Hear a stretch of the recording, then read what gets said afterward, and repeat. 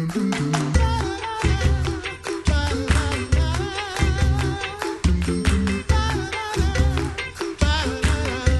back to the Coffee Hour. I'm Sarah Gulseth. I'm Andy Bates. We have a special guest today.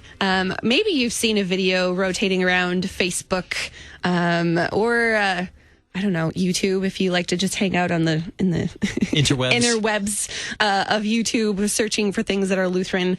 There's a video from Matt Whitman, and he visits an LCMS church, and he is not LCMS.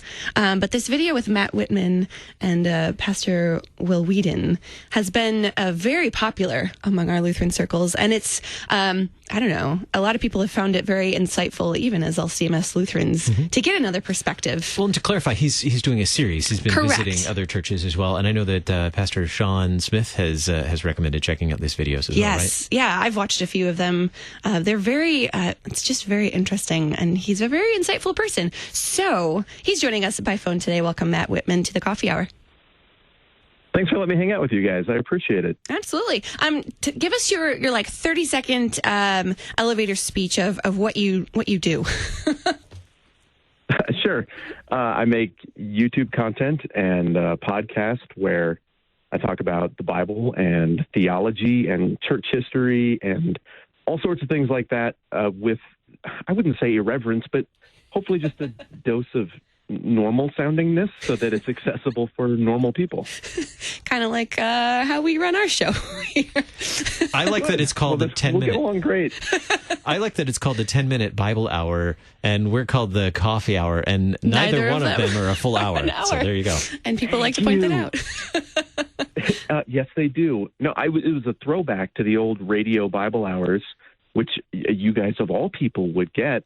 And so the folks who've been around church since forever, they get it right away. Then I see what you're riffing on there. And the people who don't just think I'm terrible at math, and both are right. Yeah, same here. So why do you choose to visit different denominations and to really dig into what different church bodies believe? Well, I've been a part of the Evangelical Free Church, which is as decentralized a church as you can get while still having a centralized structure. So we're not non-denominational. I mean, we're kind of a Swedish, Norwegian offshoot of traditional Lutheranism dating to the 19th century. So I'm pretty clear on that tradition. I went to school in that tradition. But everything I know about all the other traditions is secondhand. It's hearsay. And usually it's fairly accurate, fairly gracious hearsay, but it's still hearsay. And so eventually, I got to the point doing this program on the internet that I could promise people, well, hey, a few people will at least watch. And then more people started saying yes and allowed me to come and take up their time and hang around with them and literally just walk around like a kid and be like, why do you have that thing? Why is that yellow instead of blue? How come that man wears that hat? Those are really the questions that I want to know. And so I guess the most honest reason for why I do it is I want to learn. I genuinely don't know the answers to questions and would like to know. So this was your first visit to an LCMS church, a Lutheran Church Missouri Synod congregation. You visited both for a worship service or for divine service, and then also had a chance to visit with Pastor Weedon afterward. What were you expecting before visiting for worship? Nothing that looked quite so Catholic. That surprised me. I knew it would be more traditional and liturgical than what we do. I mean, it's definitely a blue jeans and T-shirt kind of thing where I've always gone to church, which is fine. I don't think that's the only way. But I was surprised at just how regimented and planned and participatory all the elements of the service were. And so the other thing that surprised me is usually when I see a church like that, the theology feels very foreign to me. I'm like, oh, well, yeah, if you assume that theology or that theology, then I get why you'd wear that hat. Whereas here, the theology sounded infinitely familiar to me. The expression and manifestation of that was just super different. So it was an odd thing of feeling really, really at home and also feeling like I don't know what to do with my hands. Do I stand up right now? What do I do? Give me the book back. I don't know what to do. So, yeah, it felt familiar and foreign all at once. Yeah, the middle ground of things that we tend to walk a line in a lot of places. What did you learn about Lutheranism? I know that you have a whole video about this, but what are some of the big highlights of things that you learned that maybe you were or weren't expecting? Well, it was really fascinating to talk with Will and have my mental picture of the Christian family tree disrupted. The same thing happened when I went to an Anglican church and I just started throwing around the word Protestant. And both the Anglicans and Will were like, well, I mean, yeah, kinda, but we view ourselves as continuing what was going right in the first place.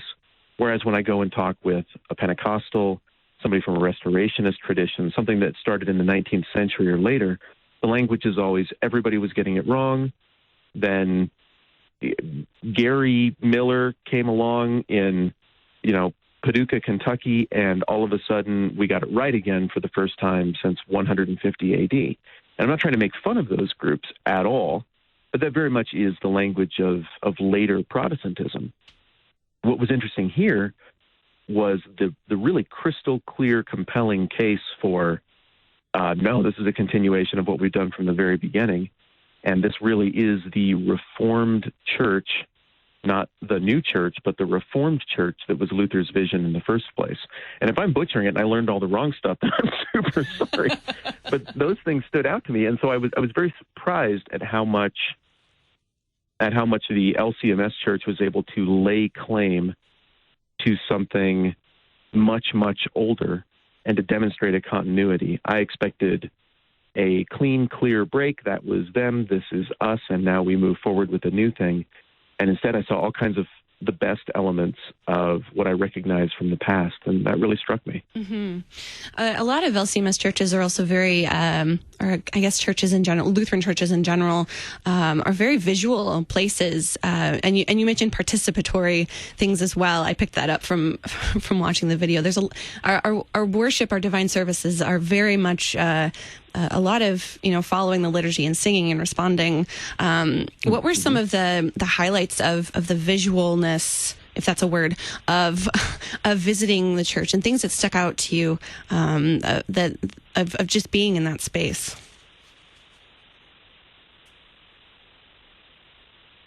I'm calculating. I'm buffering because I always want to be nice and respectful when I do this, and yet I also always want to draw a contrast. I've been around a lot of traditions, some of which, some of these videos are out. Some of the videos I ultimately decided not to make based on the if you can't say nothing nice principle.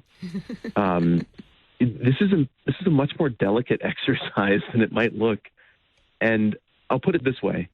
I've been around other traditions where Jesus, frankly, just didn't come up at all. Mm-hmm.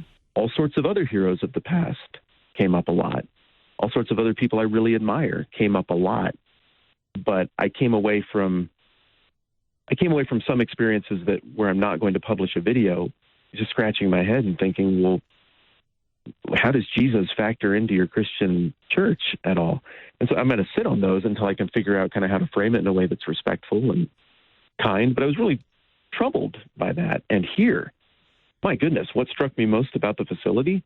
Everything was Jesus. In fact, I think Will used that exact phrase. Mm. It was very clear that the church's one foundation is Jesus Christ. And man, even if I might personally see some of the sacramental questions, the church history questions, the Reformation questions a little bit differently, it sure felt like we have that deeply in common. I think you mentioned this in the video that typically you would look at the space and talk about the space and what things mean or how it's used, that sort of thing. Then you have a talk about theology. Then you have a conversation about theology. And you described how this one was slightly different, that they really weren't separate. Oh yeah, Will just ruined the whole video with his enthusiasm and his absolutely maddening knowledge and concern for theology and history. I want to just walk through and be like, what's that bucket right there? And, well, that's our gold baptismal thing. We baptize people there. Cool. What's that pointy thing there? Oh, that's our candle. It's usually a little bit quicker, but he was willing. We could have stood at any single thing in the church and done the whole video, mm-hmm. because every single thing in the church to Pastor Will was just a portal into all of Lutheran theology, which I thought was awesome. And it's, I don't want to say frustrating. Man, it sounds so grouchy. I need to do better here. It is not my style and seems very foreign when I go to a church and I'm like, hey, this painting is amazing. What does it mean? And the response is, I don't know. It looks like some kind of angel thing or something. Like, oh, okay, moving on. What's this thing? It looks like an outfit. Cool. We're not going to get far in this part, are we? Whereas with Will, just his willingness to go all the way down the rabbit hole with every single thing we checked out was, well, it made for a very fascinating sit-down theology video. And frankly, it just made me feel like I could, without any threat or danger, pick at things a little more and be like, no, I really, really want to know this little bit of nuance and this little bit of nuance, and that he wouldn't be threatened or weirded out by that. Mm-hmm. So I don't know. I'm trying to remember the original question. Did I answer it? Yeah. The point was that, sometimes you talk about the physical things, then you sit down and have a conversation about theology, and there was so much that was so connected, and there was so much history and theology in everything. And frankly, if your video is less than 2 hours, then you really got the short version about the font, because it's true. He could probably talk about the baptismal font for at least 8 hours continuously. You would not believe how much I had to cut. I've got 3 times the video. Extended version. And frankly, I had to cut some of it just because for time's sake, we forgot we were on video and we got into insider language. Oh. And it got, I think, just unfairly complex and impolitely complex almost. So yeah, there was a lot there. We only have about 30 seconds left. Since you had so much to talk about with Pastor Weedon, will there be more coming from him? Yeah, we've got that sit-down theology video. I'm actually editing on that today. So far, everything I've seen is awesome. I think people are going to love it. They can get that at the10minutebiblehour.com or thenbh.com for short. The 10-Minute Bible Hour is the YouTube channel, and the daily Bible podcast, about 10 minutes at a time, actually 10 minutes, is just the 10-Minute Bible Hour podcast, anywhere you can get a podcast. Our guest today, Matt Whitman, host of the 10-Minute Bible Hour podcast. Thanks so much for being our guest on the Coffee Hour today. It's a treat. Thanks, guys. I'm Andy Bates. I'm Sarah Gulseth.